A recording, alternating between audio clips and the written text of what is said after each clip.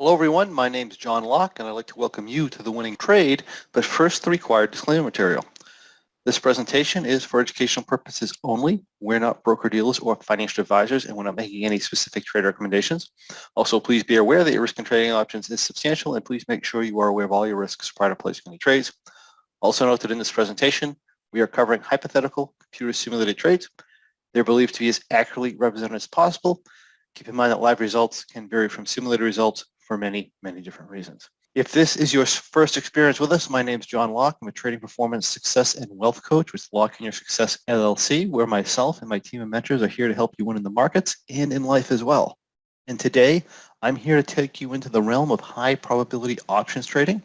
High probability options trading, also known as income trading, is where we utilize options to take advantage of the passage of time rather than depending on price movement alone in order to make money. Now, this doesn't mean we're going to make money all the time, but it does mean we can often make money whether the market goes up, down, or sideways.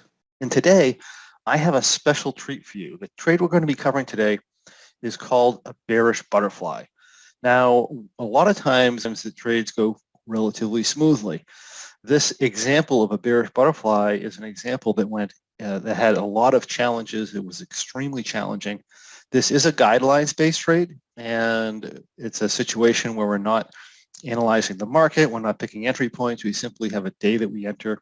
We have a set of guidelines or rules that we follow non-subjectively, and we follow those guidelines, and the trade works out the way that it works out.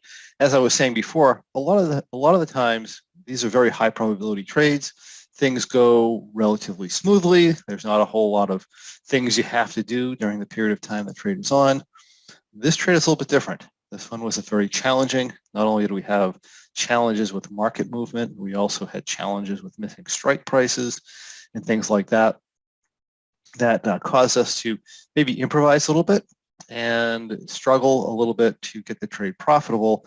But in the end, as you'll see, it works out quite well. So let's take a look at the bearish butterfly, and I'll give you a few facts and figures about it.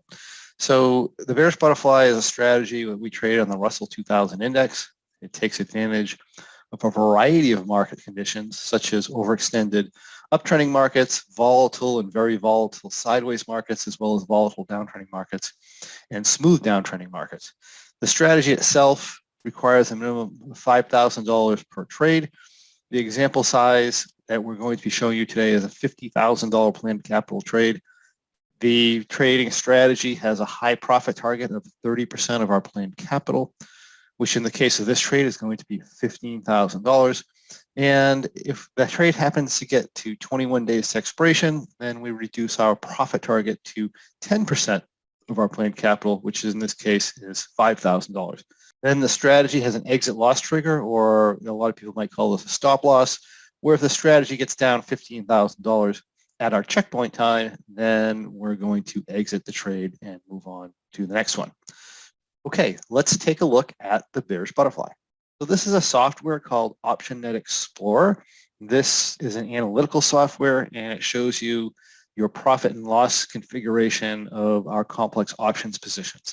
So it's a really nice software to have. The way that it works is we have our date here. So this is in a mode we call back tester, so we can go back in time essentially and take a look at our positions.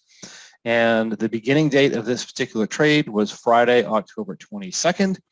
And we always enter at towards the end of the day, so we call it 15:30, which is 3:30 p.m. Eastern time. We also have a checkpoint on our strategy of once per day that we take a look at the trade. We don't look at the trade intraday. If we take a look here, we have our options expiration cycles across the top. We have our option strike down the left side here. We have our calls on the top, puts on the bottom. This is called our matrix. We put in the strikes that we are going to use. Of course, we execute them on the software, and that gives us our profit and loss. It tells us our delta number, which is essentially, when you're looking at Greeks, it's the combined Greeks of the position, is minus 20, and that implies that if the position, the Russell index goes up $1, we're going to lose $20. If it goes down $1, we're going to gain $20. And then we have this thing called theta that we also pay attention to, which is essentially the theoretical gain or loss in the position if nothing else happens in 1 day's worth of time. And when we're trading income positions or positive theta positions, we're looking for positive theta for the most part, even though all our strategies, as you'll see if you look at some of the other winning trade episodes, they're not all positive theta, and we explain why in those particular episodes. But this bearish butterfly is pretty much going to be always positive theta. Look over here. Here's our analytical graph. The asset price is along the bottom. The profit and loss is up and down the side. We have our expiration graph, which is our dark blue line, looks like a triangle. We have our T+0 line, which is the multicolored line here. And our dot is our current asset price and our current profit and loss. That's what that represents. As we go along, this is going to move. So this trade is entered as what we call an iron butterfly. We generally do it with the short strikes about 20 points under the money. So our asset price is 22.91. Our short strikes are going to be at 22.70 in both our calls and puts. We do 50-point wings. That makes our long call at 23.20, our long put at 22.20, and this is what our position looks like. Now, with a bearish butterfly, it's called a bearish butterfly for a reason. It favors down moves, as you can see on our T+0 line. Getting a down move brings us up money right away. As the asset price goes up, we would scale into our position and then eventually roll. So this starts out with 10 butterflies. If the asset price happens to go up, we'll be scaling into another 10 butterflies. And if it goes up higher, we're going to scale into another 10 butterflies. And then if it continues to scale higher, we no longer increase size. We start what we call rolling our position to the upside. And then, of course, there's going to be downside adjustments also that encompass rolling back and scaling out of positions that we already scaled into. And you'll see this as we go along because this pretty much encountered everything. Just for reference, I'm going to take a look at the price chart, even though we don't consider that if you're trading it non-subjectively. We do have subjective traders that trade us subjectively that are going to look at charting. They are going to look at when might be a good time to enter and when may not be a good time to enter. The way in the context we do this within our Go membership on our options trading for income webinars is we do it non-subjectively, meaning we just go 56 days to expiration. It's time to enter. We enter the trade. All right, so this is what our price chart looks like at this time. So let's take a look at how this trade goes. I'm just going to go to first adjustment. So just note the time passage. It's October 22nd, 2021.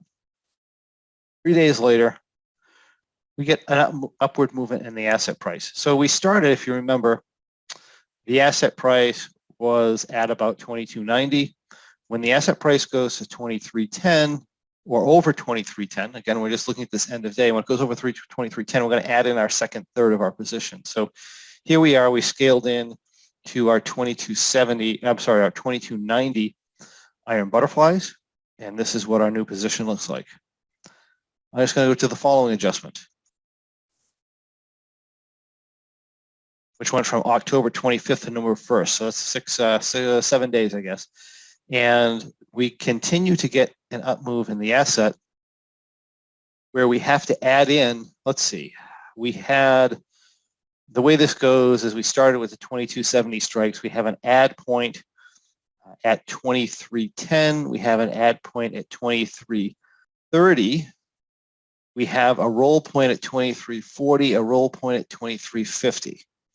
So what we ended up doing here is we ended up having an up move of 56 points that it blew past our add point, 23.30, our roll point of 23.40, our roll point of 23.50. That means on this position, we would add the 23.10s. We would roll the 22.70 to 23.30 and the 22.90 to 23.50 if I'm doing my math right. So we'd be moving the whole position up. Now, one of the problems that we've encountered here, and this is not that common, but it does happen from time to time, is the Russell does not have the strikes available for us to continue to work the position. So in these cases, what we're going to do is going to improvise a little bit. And we're just going to flip into an expiration month that's relatively similar. So this is 46 days to expiration. If we go over to this weekly here, we have those strikes available to us in the December 10th, 2021 expiration. So what we're going to do is we're going to sell out these butterflies here at 2270 and 2290, and we're going to roll everything into our December at 2310, 2330, and 2350. So now you're going to see the 3 iron butterflies over here. Now it does make a difference what expiration cycle you're in, but it doesn't make that much of a difference. And this is it's available to us for options, so this is what we're going to do. So here we are. We have an exit loss trigger of $15,000 drawdown. We're drawing down 2530. That's not too bad.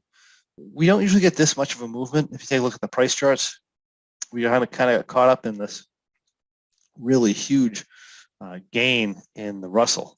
This is one of those cases where it keeps going, right? So the weakness of a bearish butterfly, if everybody would like to know, is being what we call a negative delta position, or a position that takes advantage of down moves. If it takes most advantage of down moves, well, up moves are going to be a little bit more problematic. Okay, so here we are November 1st. We go into November 3rd, right? Remember we were 2353, our last price. Now we're 2405, so we're like 50 points higher. And we end up being way over our adjustment points. In other words, we blew through a bunch of other adjustment points. So here we have our butterflies at 2310, 2330, 2350. I'm going to have to make multiple rolls to get where I'm going. So I'm just going to close this position out, and I'm going to roll into what I need to roll into. So if you take a look here, that movement forced me into butterflies that were at 2370, 2390, and 2410, which is quite a climb. Now, initially when we enter this position, and for the first 40 or 50 points of price movement, like, you know, if we enter the position and we have to scale in to 2/3, our downside is really, really good if we get a down move. If we have to scale into 3/3, the downside is really, really good if I get a down move. If I have to roll 1, 2, or 3 times, the downside still pretty good if I get a down move. If I have to roll multiple times like we did here, we had to do a lot of rolls here, or a lot of movement of the position. Now, it wasn't all that active because we ended up just closing out the position we had before and then reopening at a higher level. So it's, you know, it's one type of move. So it's not that much work to do that, but still, my point is that we've done a lot of rolling. When that happens, our downside isn't so good anymore. We're more or less dependent on the market stalling in order to make money than we are of the market coming down.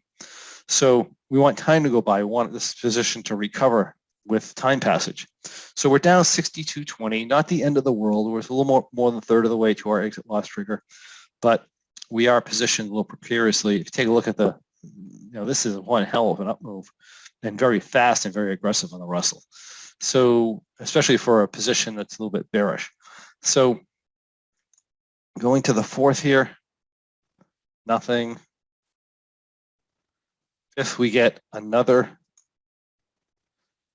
substantial up move. We hit another roll point. So we're going to take our 2370 iron butterfly here, and we're going to roll it up to 2430. So let's show that. This is our new positioning. We're down 85.50. It's really starting to take a toll on us now, this continuous, constant up move. So let's move a little bit further here. And we hit another roll point. So we end up rolling our 2390 all the way up to 2450. So now we have butterflies at 2410, 2430, 2450. This is what we look like. We're drawing down about 9,000. So we're getting 2/3 of the way to our exit loss trigger. We still have some room left, but the market is going to have to help us out a little bit here by maybe slowing down. Let's go to the next adjustment. Is on the 17th. So nothing happens to our position from the 9th to the 17th for about 8 days. And we actually had a really good recovery. We're only down 2,500. We're down 9,000. And then we may have even been a little bit higher than that during the trade. But at each adjustment point, we were down $9,000 at that last adjustment point, and now we're at 2580. So that's a really nice recovery. Now let's take a look at what happened in the price charts here. We had this really big up move, And I said that I wanted the market to stall at that point. I didn't want it to come down hard, and now the market's coming down relatively hard. So not the best case scenario, but what we do with this position, if we run outside of our tent to the downside, we start pulling, and we're positive delta, which we are here, we're positive 62. We're going to start pulling off our upper butterflies. So here, I pull off my two upper butterflies and I get my size down essentially in case the market crashes at this point, because we are vulnerable to that now. So this is where we stand with 23 days to expiration. And what this does, by the way, reducing our size affords us the ability to hang with the market if the market reverses hard on us, at the expense of, if the market stalls, I don't make my money back as quickly. But in this case here, the market did come down. So it's November 17th, November 18th. I end up getting a further down move. I'm outside the tent. I'm positive, too much delta here. What I do is I roll back to what we call a neutral delta position. So I'm going to take off this butterfly that's up at 2410. I'm going to bring it down until my position is just about zero in my delta scale. So here we're minus 167. If we roll this back to 2380, right, the market's really pushing us to the downside now. And then if you go to next adjustment, which is on the 23rd, market continues to drop down, and now we're down 29.40, not bad. I skip it with a $15,000 exit loss trigger. That's not bad at all. Not optimal, but not bad. Anyway, we're due for another down adjustment, so I'm going to pull this down, bring this relatively neutral delta again, and here we are in this position. And let me go to next adjustment. It's November 23rd. Let's go to the 26th. So this is where we have that. I don't know if you guys remember the Friday after Thanksgiving on last year. We had I think the Russell was down 100 points at one point. And by the end of the day, or 12, we're doing this at 12:30 because it was a half trading day. We're down quite a bit. We're obviously too positive delta. We're down $4,000 with that size move. Not bad for that size of a move. But anyway, this is going to require us to make an adjustment. So we have to roll this back again to produce about neutral delta. In this case, it ends up being positive 3.24. What I'm doing when I'm rolling this back is I'm just testing this strike here, and I'll test this strike here to see which one, in this one here, to see which one brings me closest to our 0 point. So this is what we look like Friday after Thanksgiving. And let me go to next adjustment, which is Monday the 29th. The market continues down from where it has been. Profit and loss is improving a little bit. By the way, had we entered this position up near the top, the bearish butterfly would have been fine with the down move. That wouldn't have been an issue. The challenge with this particular position was we had this, I think we entered back here somewhere, we had this exponentially large up move and then followed by an exponentially large down move. So that tends to beat us up in both directions here. So anyway, we are too positive delta. I'm going to come in here, I'm going to roll back to neutral. This is our new point. We're down 2,400. And then I'm going to go next adjustment, which is the very next day. We get another 34 points down. We kind of get beat up a little bit on this one, $3,800 down. Again, we're too positive delta. I have to roll this back from 2280 to 2240. Bring our delta neutral again. Only 10 days to expiration.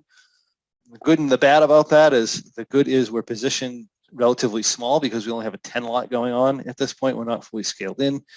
So the big market movements don't hurt us a whole lot. And then if the market stalls or the market kind of climbs again, we're going to end up scaling back in. And then when we're close to expiration, this T+0 line moves really fast if the market stalls. So you will see that happen. Let me go to next adjustment, which is the very next day. We get another 35-point down move. We do the same thing. We bring this back, in this case, 2210. My best option is about positive 4 delta in this case. This is our position. Take a look at this price chart. It is pretty ugly. We're actually down lower than we were when we started. All right, moving forward here. Next adjustment is going to be the 7th. So really nothing happens here until the 7th, and now we start getting 52-point up moves in a day.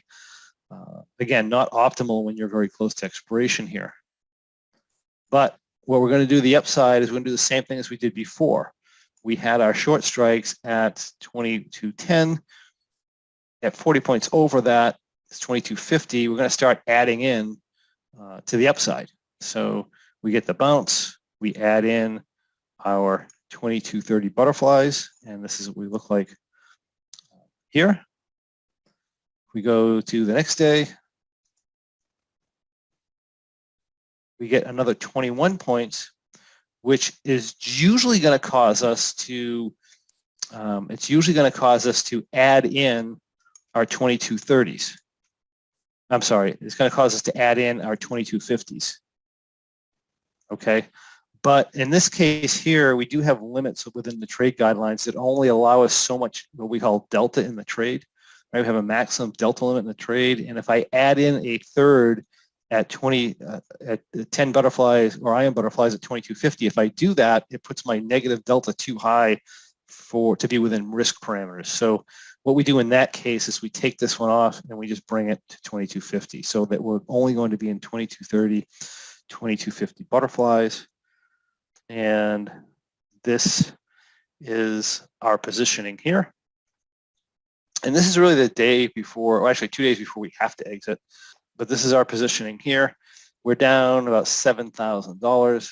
And then finally, all that luck during the whole trade, luck's been going against us, right? It seems like every move you put in. We entered bearish. We got that huge up move. We got the huge up move. By guidelines, trade essentially goes flat delta. So we're drawn down flat delta. We get a huge down move. Again, bad luck. We do our rollback. We get into position, and now the market takes off to the upside like crazy.